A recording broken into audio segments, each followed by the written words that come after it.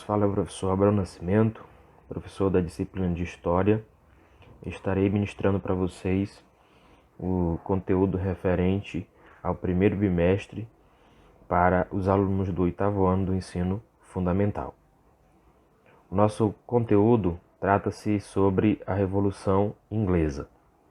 Então, essa Revolução Inglesa ela vai ser um conjunto de guerras civis e questões de mudanças de regime político que ocorreram na Inglaterra entre 1640 e 1688, aí num período de 48 anos durou esta revolução. Por que aconteceu a revolução na Inglaterra, né? Qual o contexto histórico para que viesse eclodir a revolução?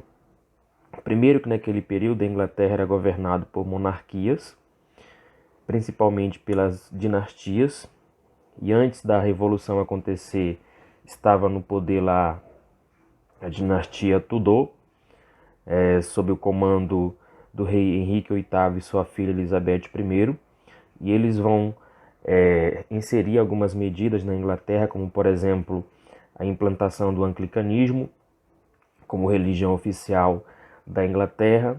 Vai ter também o confisco das terras da Igreja Católica e também a lei dos cercamentos de terras, né, que era o uso das terras comunais para os grandes latifundiários ali criarem ovelhas, que servia, né, como matéria-prima para as manufaturas têxteis e posteriormente serviriam também como matérias-primas para as primeiras indústrias durante a Revolução Industrial na Inglaterra.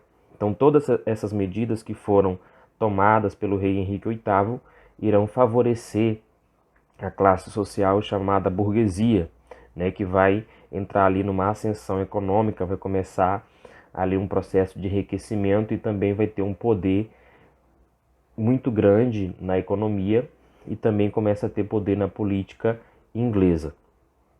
Então, as medidas que foram adotadas pelo rei Henrique VIII, beneficiando principalmente a burguesia, aí vai surgir outra dinastia ali na Inglaterra, que vai ser a dinastia dos Stuart, né? Então, quando os monarcas que representavam a dinastia Stuart observaram que a burguesia estava conseguindo ter um poder muito grande, uma ascensão econômica muito grande na Inglaterra, eles começam a adotar medidas que venham a enfraquecer a burguesia, que venham frear esse crescimento da burguesia na Inglaterra.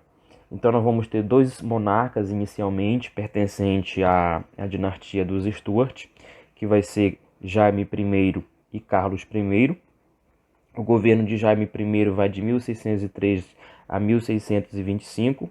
Ele vai adotar algumas medidas, né, justamente para frear ali a ascensão da classe burguesa, como por exemplo o aumento de impostos e estabelecimento de empréstimos forçados, a formação de monopólios estatais para participar dos lucros dos negócios burgueses, perseguição aos puritanos e também vai dissolver o parlamento inglês, né? Porque o parlamento inglês estava sempre em atrito, porque o parlamento inglês era formado em duas câmaras, a Câmara dos Lordes, que sempre estava apoiando a nobreza e o rei, e a Câmara dos Comuns, que era formado pela burguesia e pelas demais classes, e sempre estavam em divergência em relação a assuntos como, por exemplo, o aumento de impostos. Então, para solucionar esse dilema, o rei acabou por fechar, né, por dissolver o parlamento para não ter mais essa intriga.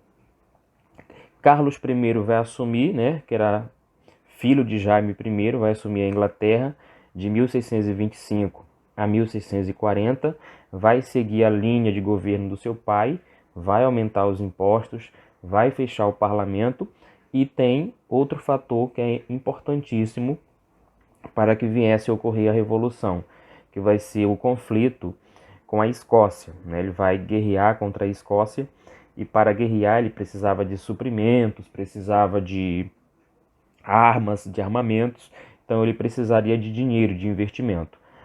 E para conseguir esse dinheiro ele vai aumentar os impostos, né, principalmente sobre a burguesia.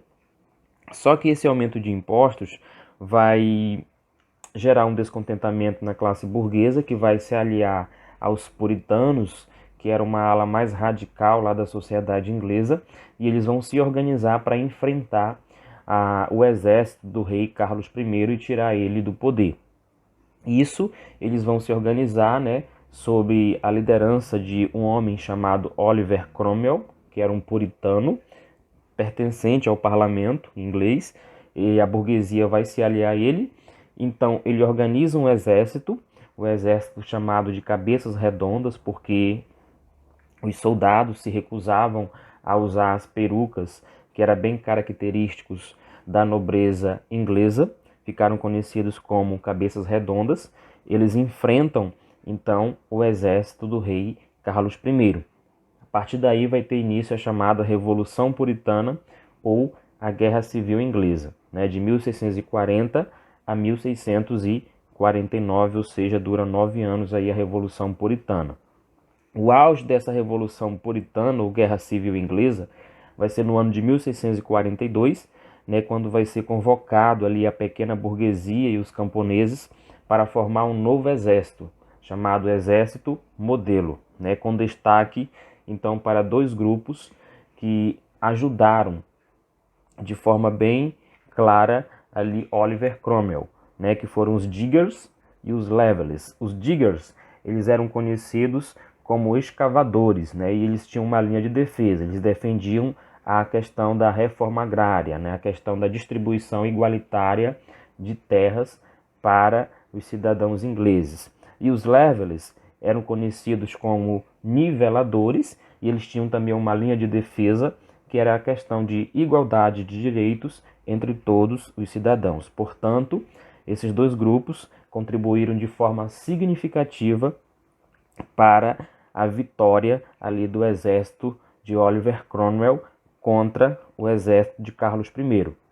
E em 1649, o exército de Oliver destrói a cavalaria inglesa, né, do rei, e o rei Carlos I vai ser decapitado, ou seja, literalmente ele vai perder a cabeça devido à ala mais radical da burguesia e também dos puritanos que exigiam ali a morte de Carlos I. Então ele vai ser decapitado.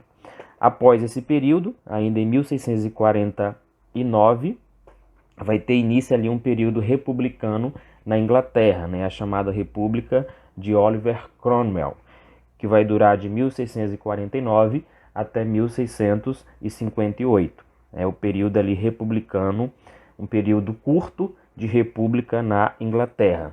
O Oliver Cromwell vai ser conhecido pelo parlamento inglês, vai ser chamado, vai receber um título de Lorde Protetor da República. E o Oliver vai adotar algumas medidas para beneficiar justamente a classe burguesa que o havia apoiado a vencer ali o exército real, né, que foi a burguesia.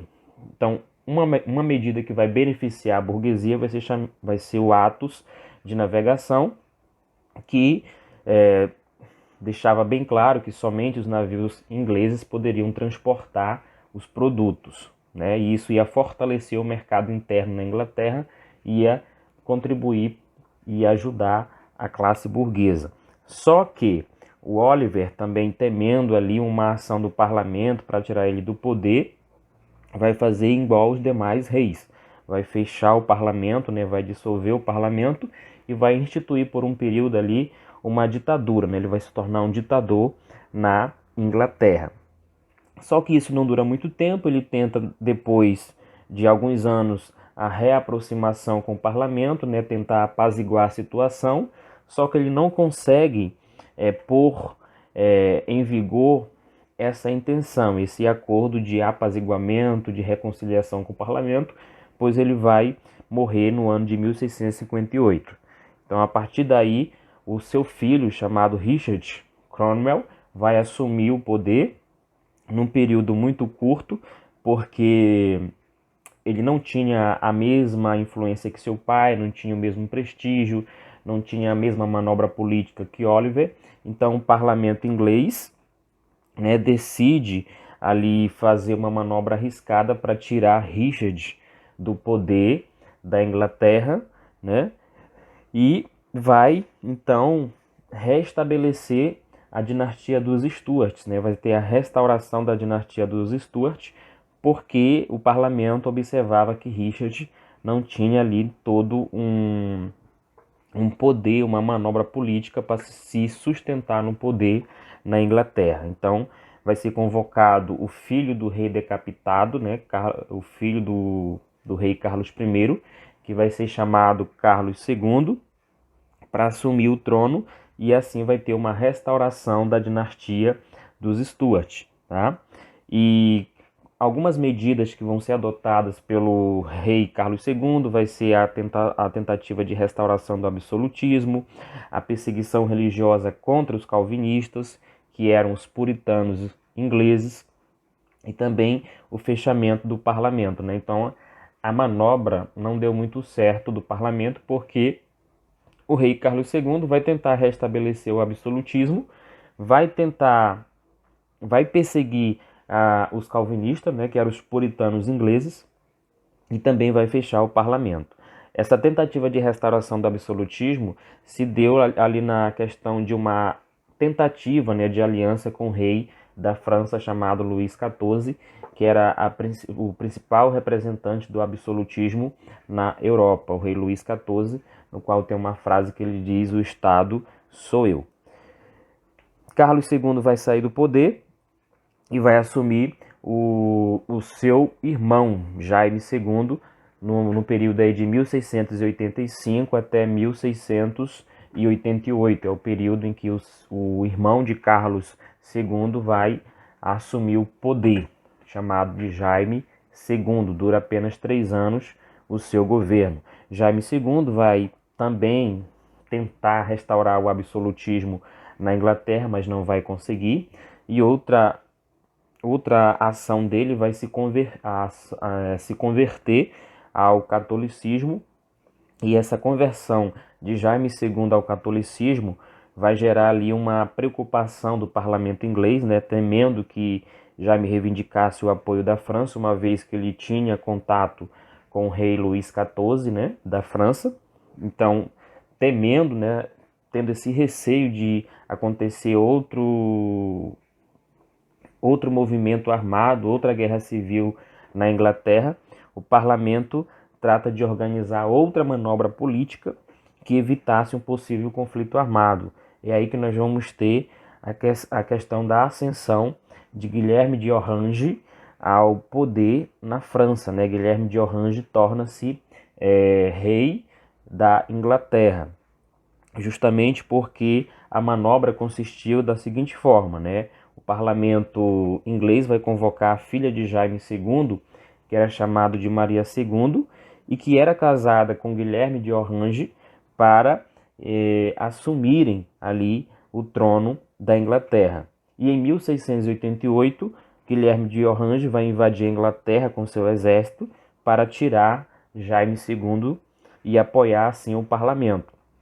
Entretanto, o que era para ser um confronto, assim como foi a Revolução Puritana, o exército do rei Jaime II também estava descontente, né? A cavalaria da nobreza ali do rei estava descontente também com Jaime II e não decide apoiá-lo, né? E o que vai acontecer? Jaime II vai ficar sozinho e Guilherme de Orange não vai tomar uma atitude mais radical e permite com que Jaime II fuja para a França e fique lá exilado, né? Fique em exílio até o fim da sua vida. A partir desse momento, Guilherme de Orange vai assumir o trono inglês como Guilherme III, né? E por sua ação militar não ter resultado em guerra e derramamento de sangue, ela vai receber o nome de Revolução Gloriosa. Observe a diferença da Revolução Puritana, que teve confronto, que teve derramamento de sangue, para a Revolução Gloriosa, que não teve ali um conflito direto, não teve guerra, não teve derramamento de sangue, por isso que ficou conhecido como Revolução Gloriosa.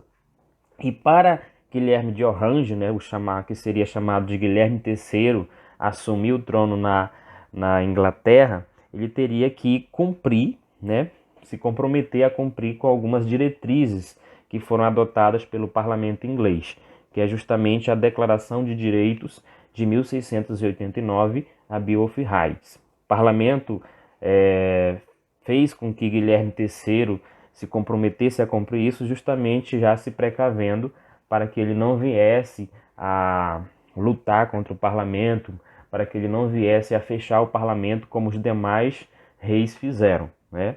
Então Guilherme se compromete, né, a cumprir essa declaração, no qual consistia ali na limitação do poder do rei, né, na limitação da ação do rei, de modo a impedir qualquer retorno do absolutismo. Os reis passaram a ter o poder restrito e o poder de decisão política concentrou-se no parlamento, formando-se assim uma monarquia parlamentarista na Inglaterra, ou seja, muda o sistema de governo na Inglaterra através aí da Declaração de Direitos de 1689, a Bill of Rights. Então, para resumir, em síntese geral, a Revolução Inglesa teve objetivos específicos: limitar o poder do rei através do parlamento, garantir uma liberdade religiosa para os anglicanos, né, que o anglicanismo era a religião oficial ali da Inglaterra, e impedir a restauração do catolicismo na Inglaterra. Esses eram os principais objetivos da Revolução Puritana e da Revolução Gloriosa. Obrigado pela atenção e bons estudos.